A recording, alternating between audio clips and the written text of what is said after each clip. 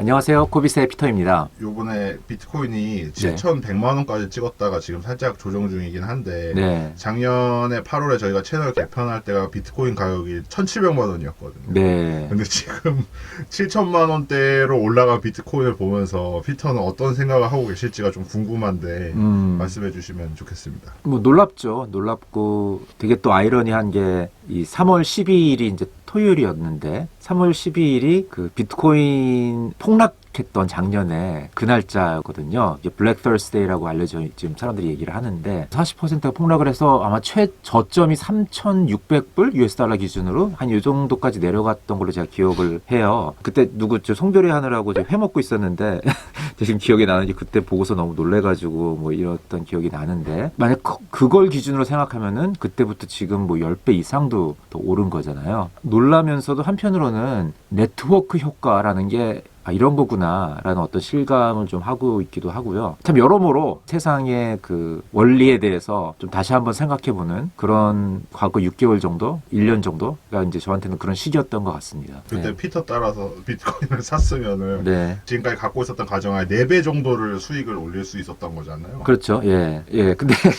그렇게 생각하면은 항상 지나고 나면은 모든 게 다 되게 쉬워 보이고 투자를 하다 보면은 그런 경우가 굉장히 많기 때문에 그거는 어떤 자기의 마음 수양을 좀 할 필요가 있어요. 모든 떡상하는 걸 내가 다 먹을 수는 없으니까 아예 그런 거 이렇게 했으면 저렇게 됐을 텐데 물론 저도 과거에 그런 생각 한 적 굉장히 많은데 일단 그런 생각은 버리고 그런 과정에서 일부라도 내가 올바른 지식 습득 하에 그런 기회를 여기저기서 조금씩 포착만 할 수 있어도 굉장히 성공적인 투자 활동을 하고 있다고 저는 말할 수 있을 것 같습니다. 어쨌든 오늘은 그러지 않아도 말씀한 것처럼 지금 비트코인 가격이 신고가를 달성을 또 했기 때문에 그거에 대한 생각을 잠깐 말씀드리고 그 다음에 요즘 굉장히 핫한 NFT에 관한 얘기를 안 하고 넘어갈 수가 없을 것 같아서 그거에 대한 이야기로 후반부에 할까 합니다. 일단 비트코인이 이제 신고가를 달성을 해서 지금 US 달러 기준으로 6만 1,000불을 좀 넘었었는데 지금은 조정을 좀 받았죠. 뭐 이렇다 할 뉴스에 반응을 했다기보다는 제 생각은 꾸준히 진행되고 있는 그 제도권화 기관 투자의 진입 이런 게 계속 끊임없이 반영이 되고 있는 것 같아요. 이게 몇 년간 계속될 굵직한 트렌드이기 때문에 이거는 뭐 몇 달 진행되다가 끝나고 이런 게 아니고 그래서 저는 이 부분에 관한 뉴스를 되게 주목해서 보고 있는데 지난주에 사실 뉴스가 있었는데 언론에서 많이 다루지 않고 쑥 넘어간 부분이 있는 것 같아요. 근데 제가 보기에는 굉장히 중요한 뉴스였기 때문에 좀 여기서 잠깐 공유를 해드리고자 합니다. 이게 뭐였냐면은 나이딕이라는 회사 있죠. 뉴욕 디지털 인베스트먼트 그룹의 약자인데 이 회사가 두 가지 발표를 했습니다. 하나는 추가로 증자를 했죠. $200 million, 한 2억 불 정도의 증자를 했는데 여기에 참가를 한 회사들이 사실 이게 작년에 이 회사가 언론에 처음 언급이 될 때 이제 매스뮤추얼이라는 회사가 그때 증자에 참여를 했었는데 이번에는 훨씬 더 많은 투자자 기관들이 이 투자에 참여를 했습니다. 이번 라운드에는 이 회사들이 어떤 회사들이냐면은 일단 소로스 펀드가 있고요. 그다음에 모건 스탠리가 있었고 뉴욕 라이프라는 회사가 있었고 그 외에도 뭐 조금 다른 회사들이 있기는 했는데 이런 쟁쟁한 회사들이 이번 라운드에 참여를 한 거예요. 그리고 참여를 하면서 공식 보도 자료를 발표를 했는데 이렇게 얘기를 하고 있습니다. 이번 라운드에 참여하는 회사들은 그냥 단순히 투자자들이 아니고 파트너이들이다. 그래서 이런 파트너 회사들과 함께 여러 가지 새로운 상품들을 앞으로 내놓을 것인데 그런 상품들이 어떤 것들이냐면은 투자 운용에 관련된 것도 있고 보험 관련된 그런 서비스들도 있을 것이고 은행 업무 관련된 서비스도 있을 것이고 또 재생에너지에 관련된 것도 있을 것이고 이제 그런 얘기를 하고 있습니다. 그래서 이 모든 새로운 서비스들이 이번 라운드에 참여한 기관들과의 협업으로 진행이 될 거다 이런 얘기를 하고 있어요. 그러니까 이게 단순히 지금 이런 회사들 소로스나 모건 스탠리, 뉴욕 라이프 이런 회사들이 적극적으로 새로운 어떤 서비스 이 디지털 자산에 관련된 서비스를 만드는데 참여한다는 얘기예요. 그게 한 가지 있고 두 번째는 바로 이 라운딩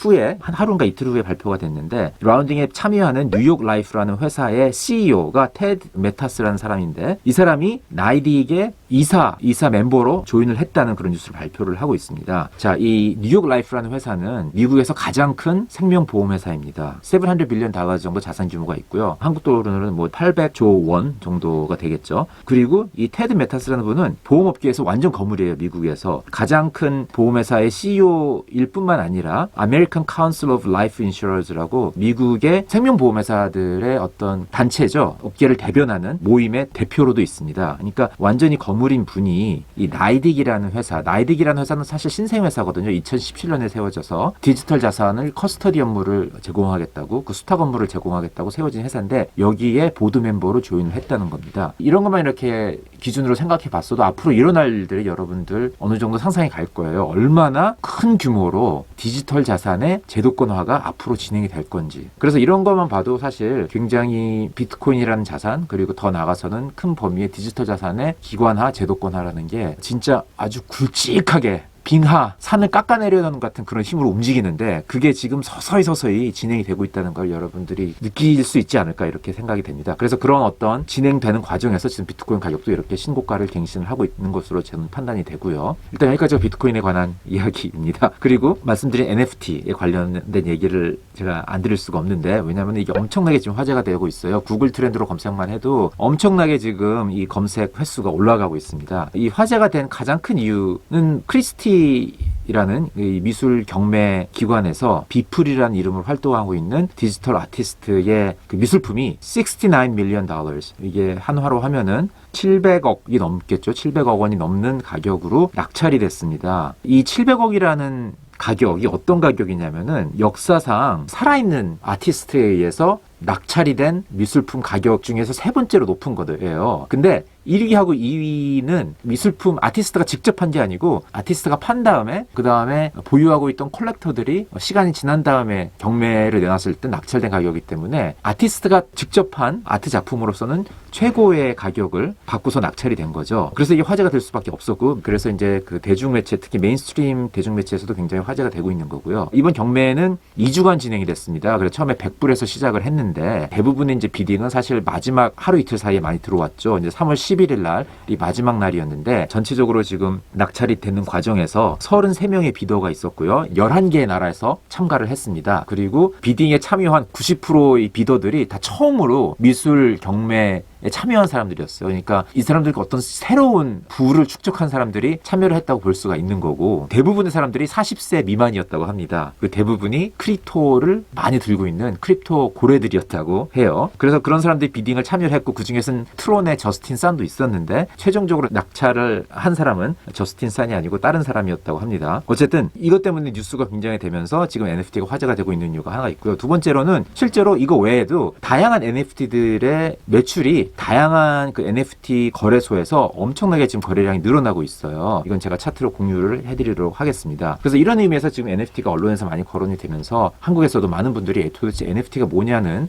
그런 질문들이 있고 실제로 저희가 옛날에 올렸던 NFT 영상들도 갑자기 조회수가 지금 막 늘어나고 있습니다. 지금 벌써 6개월 정도 전에 만든 영상들인데 NFT란 뭐냐면은 이게 Non-Fungible Token의 약자인데 그럼 Non-Fungible이니까 Fungible하지 않다는 거죠. Fungible이 뭔지 먼저 설명을 해야 될 것 같아요. 이제 Fungible이란 단어는 보통 우리가 경제적 가치를 가진 자산에 대해서 얘기를 할 때 많이 사용을 하는데 Fungible이란 뜻은 대체할 수 있다는 거죠. 그러니까 자산에서 대체를 할 수 있다는 걸 얘기를 하면 어떤 거냐면 예를 들어서 지폐 같은 거예요. 우리가 10,000원짜리 내가 갖고 있다 하면은 내가 들고 있는 10,000원짜리는 다른 사람이 갖고 있는 10,000원짜리랑 똑같은 가치를 갖고 있기 때문에 그 10,000원짜리나 제가 갖고 있는 10,000원짜리나 이건 대체를 할 수가 있는 거죠. 그런 걸 펀저블이라고 할 수가 있습니다. 뭐 주식도 마찬가지죠. 내가 갖고 있는 삼성전자 주식이나 다른 사람이 갖고 있는 삼성전자 주식이나 이거는 뭐 같은 거기 때문에 그 주식이나 내 주식이나 이 대체가 가능한 거죠. 이제 그게 불가능한 자산이라는 얘기입니다. Non-fungible asset이라고 그러면은. 그래서 이제 NFT는 Non-fungible token의 약자인데 그러니까 결국에는 이 대체 가능하지 않은 토큰이라는 얘기죠. 이제 비트코인 같은 거는 fungible 한 거죠. 내가 갖는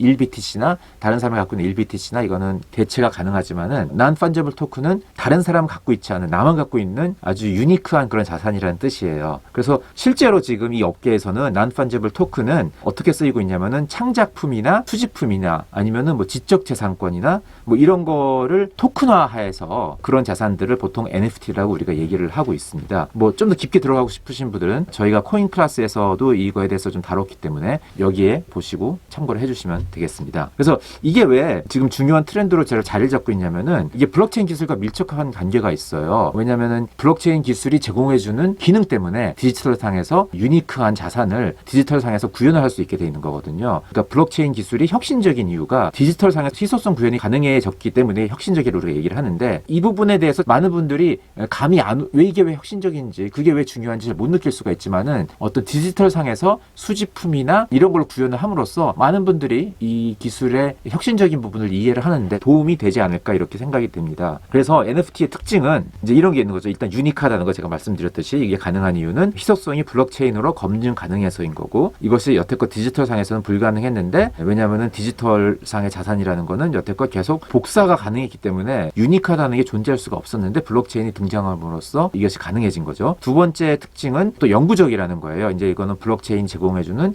검열 정황성이라는 기능 때문에 가능한 거이기 때문에 이게 누가 멈출 수가 없어요. 예를 들어서 지금 내가 만들고 있는 이 영상도 유튜브에 지금 올리게 되면은 유튜브가 이제 소유하게 되는 거죠. 그러면 유튜브가 만약에 이거를 예를 들어서 무슨 잘못된 내용을 다뤘다 치면은 이걸 유튜브가 마음대로 내릴 수도 있는 거고 삭제를 할 수 있는 거고 검열이 가능해지는 건데 이거는 블록체인 상에서는 그런 어떤 유튜브라는 중개인이 없기 때문에 영구적인 거고 자산이 될 수 있는 겁니다. 그다음에 비허가성이 있는 거죠. 그렇기 때문에 누구나 접근이 가능한 어떤 그런 자산이 되는 거고 네 번째로는 이게 프로그램이 가능한 거예요. 왜냐하면 결국에 NFT라는 거는 코딩이기 때문에 프로그래밍을 해서 여러 가지 기능을 추가를 할 수가 있어요. 그래서 예를 들어서 이번에 비플이라는 분이 만든 이 디지털 그 미술품도 되게 의미 있었던 이유가 뭐냐면은 크리스티에서 $70 million 가격을 받고 낙찰이 됐지만은 그 후에 예를 들어서 이게 가격이 더블이 나가지고 또 다른 사람한테 더 높은 가격으로 팔리면은 그거의 일부를 또 로열티로 받을 수 있도록 프로그래밍이 되어 있어요. 그래서 이런 기능이 전에는 불가능했거든요. 그러니까 아티스트가 경매에서 팔다 하더라도 그 후에 높은 가격을 받고 가격이 올라도 가격 상승에 처음에 판 아티스트는 참여를 할 수가 없었는데 이게 프로그래밍이 가능해짐으로써 그런 참여도 가능해지게 됐고 그러면서 그런 아티스트나 크리에이터들한테 어떤 동기부여가 훨씬 될 수 있는 그런 자산이 된 거죠. 그래서 이런 면에서 여러 가지 굉장히 유망한 그런 기능을 갖고 있게 된 거고 그래서 블록체인 기술이 이 실생활에 어떻게 사용되는지 많은 분들이 궁금해 하는데 그런 좋은 하나의 예를 만들어낼 수 있는 잠재력을 갖고 있는 것입니다. 어쨌든 뭐 이런 의미에서 굉장히 하나의 블록체인 기술의 큰 축으로 성장 엔진으로서 자리 잡을 수 있는 가능성을 보여주고 있어서 되게 중요한 트렌드이기 때문에 제가 한번 조금 깊게 다뤄보는 시간을 가져봤습니다. 네, 이상입니다. 네, 안녕히 계세요.